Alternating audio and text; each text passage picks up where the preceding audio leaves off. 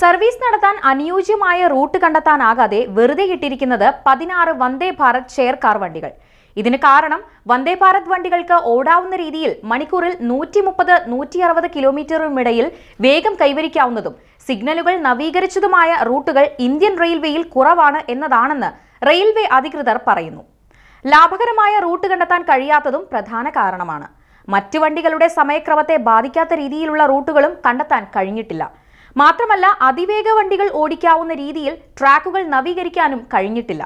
അതുകൊണ്ട് തന്നെ നിലവിൽ സർവീസ് നടത്തുന്ന വന്ദേ ഭാരത് തീവണ്ടികൾക്ക് വേണ്ടി ചില ഹ്രസ്വദൂര വണ്ടികളും പിടിച്ചിടേണ്ടി വരുന്നു. 8 കോച്ചുള്ള വന്ദേ ഭാരത് ഓടുന്ന റൂട്ടിൽ 4-5 വണ്ടികൾ പിടിച്ചിടുന്നു. വന്ദേ ഭാരതിൽ 500 പേർക്ക് യാത്ര ചെയ്യുന്നതിനായി 5000-ഓളം പേർക്ക് വഴി മാറി കൊടുക്കേണ്ടി വരുന്നു. ഇത് വന്ദേ ഭാരത് വണ്ടികൾക്കെതിരെ യാത്രക്കാരിൽ പ്രതികൂല വികാരം ഉണ്ടാക്കുന്നെന്ന് അധികൃതർ പറയുന്നുണ്ട്.